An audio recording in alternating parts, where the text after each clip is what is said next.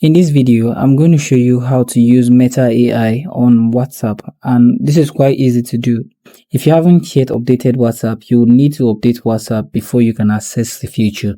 Once updated, open WhatsApp, and when you have WhatsApp open, you should see Ask AI or search Meta AI chat, or you can start a chat on the Meta AI icon in this section. Once you have the Meta AI, there are so many things you can do with this. So just like ChatGPT, you'll be able to use the AI to create a whole lot of things. You can generate image using the AI. You can use it to perform video research and many more. To use it to find videos, you can tell it what you want it to do, and then it's going to start searching. So for example, asking the AI to provide you kittens video. We pull videos from Meta resources such as Instagram.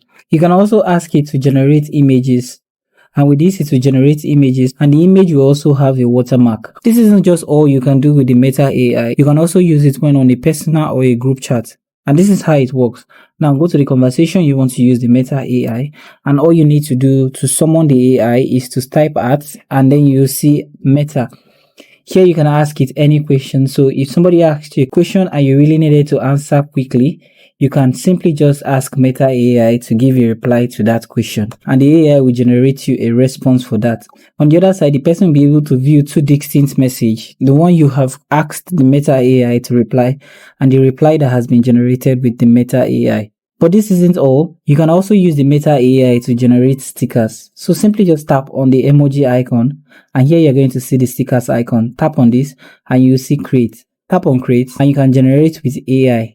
Tap on this and then tap on continue. Describe what you want to be generated, and the AI will generate a sticker. So that's how to use the Meta AI in WhatsApp. Thank you for watching this video, and I hope you found this video helpful. If you do find this video helpful, like and subscribe. I hope to see you guys in my next video.